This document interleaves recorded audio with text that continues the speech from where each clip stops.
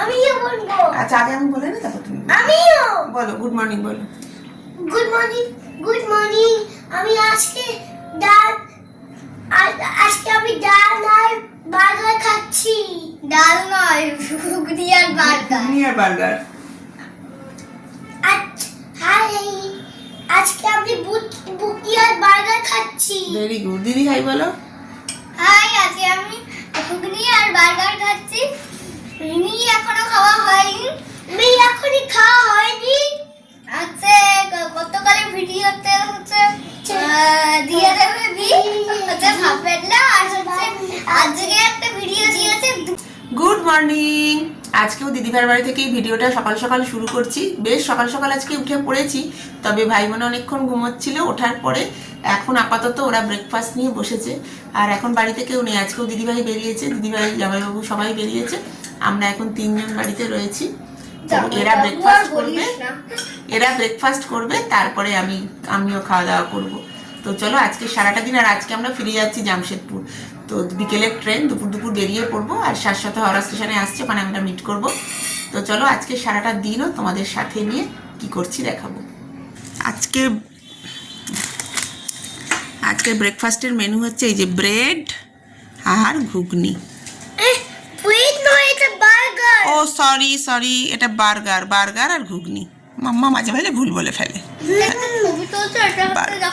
আজকের সকালটা তো দেখলি, একেবারে ব্রেকফাস্ট টেবিল থেকে তোমাদের সাথে শুরু করলাম। আর এখন এই যে দিদিভাই এসে গেছে স্কুল থেকে, রান্নাবান্না চলছে। আর এদের দুজনের তো খেলা শেষ হয় না, তবে এবার একটু তাড়াতাড়ি কাজ করতে হবে, কারণ আমরা বেরোবো। আর্যবাবুর আমার এখনও কারুর চান হয়নি, রেডি হয়নি আমরা।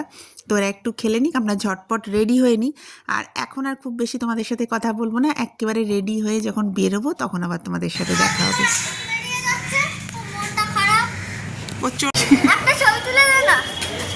দাঁড়া,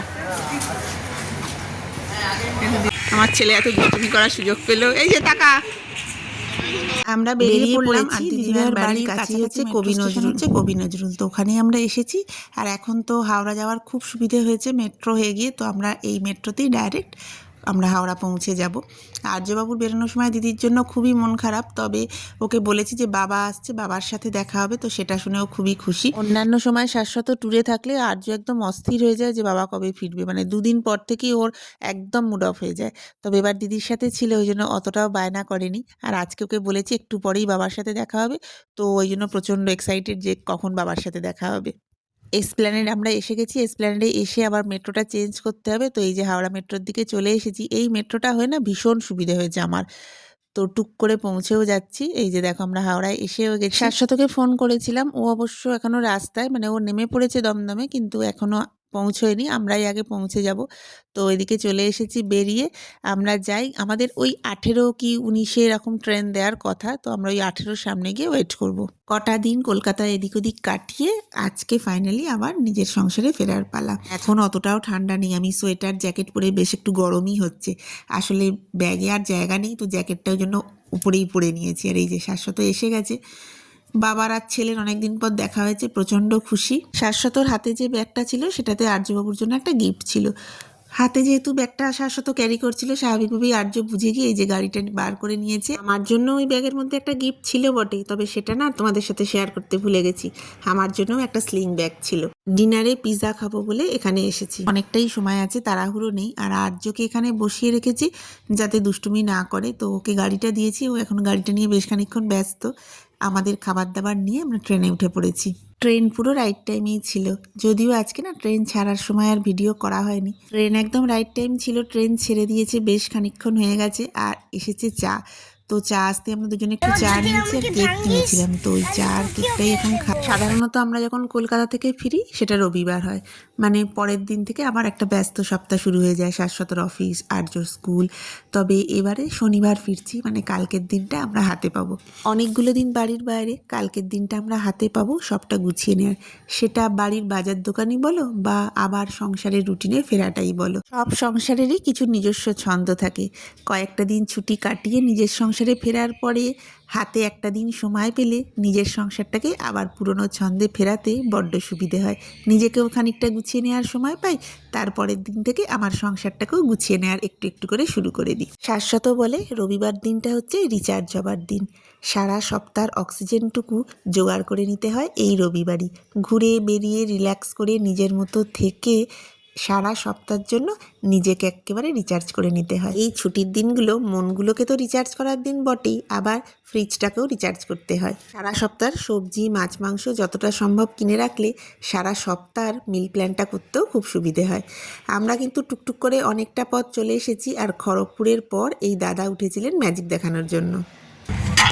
मैंने रुमाल के अंदर से अंगूठी आपका हाथ में दिया, थोड़ा सा लेफ्ट हैंड से पकड़िए, वो वाला हाथ से, इधर से, हाँ ऐसे ज्यादा नहीं सर, 1 से 2 मिनट थोड़ा कस के पकड़िएगा, छोड़िएगा मत, ये मेरा विनती है।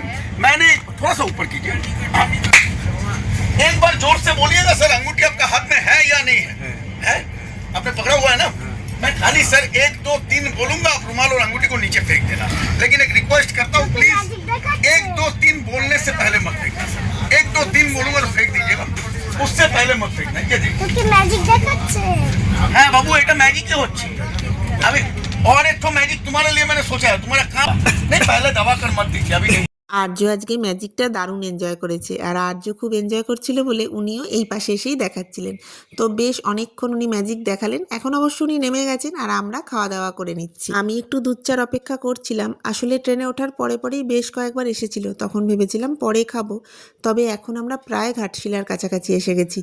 মনে হয় না এখন আর এত রাতে দুধ চা উঠবে, তাই আমরা ডিনার করব বলে পিৎজাটা বার করে ফেলেছি। এখন তো আমরা খাওয়া দাওয়া করব, তবে ট্রেনটা না এতক্ষণ বেশ ভালো এলো। এখন তো দাঁড়িয়ে পড়েছে, জানি না লেট করবে কি না। এখন অবধি অ্যাপে যা দেখাচ্ছে ওই 10-15 মিনিট লেট হবে ঢুকতে। তো খাওয়া দাওয়া করে নিয়েছি, মোটামুটি ব্যাগপত্র গুছিয়ে নিয়েছি, এবার নামবো, আর 5-7 মিনিটের মধ্যেই নেমে পড়বো। ট্রেনটা স্টেশনের বাইরে যখন দাঁড়িয়ে পড়লো ভাবলাম এই বুঝি লেট শুরু হলো, কিন্তু ট্রেনটা বিফোর টাইম আজকে স্টেশনে ঢুকিয়ে দিয়েছে। দাঁড়াও, স্টেশনের বাইরে এসে গেছি, এরপর অটো করার পালা। অটো আমাদের একটা রিজার্ভ করা হয়ে গেছে, তো সেটার দিকেই যাচ্ছি। আর এই যে বাড়ি এসে গেছি। ট্রেন যেহেতু রাইট টাইম ছিল খুবই ভালো হয়েছে, এখন 10টাও বাজেনি, আমরা বাড়ি পৌঁছে গেলাম, আর আমাদের ডিনার তো অলরেডি হয়েই গেছে। অবশেষে পৌঁছলাম নিজের সংসার। তবে আজকে ট্রেনটা না ভীষণ ভালো এসেছে, বিফোর টাইম ঢুকিয়েছে টাটানগরে, আর আমরা খুব ভালোভাবে অটো ফটো পেয়ে গেছি, সাথে সাথেই চলে এসেছি। এখন বাজে হচ্ছে 10:05। তো বাড়ি ঢুকে গেছি, আর ডিনার তো আমাদের দেখলেই ট্রেনে হয়ে গেছে। আর চোখে হয়তো একটু কিছু খাওয়াবো, দুধ বা ছাতু, সেটা দেখছি। তো আজকের মতো ব্লগটা এখানেই শেষ করে দিচ্ছি। ভীষণ টায়ার্ড, কালকে আবার নতুন একটা ফ্রেশ ব্লগ স্টার্ট করব। ততক্ষণ তোমরা সবাই খুব ভালো থেকো, সুস্থ থেকো, আর খুব খুব পজিটিভ থাকবে।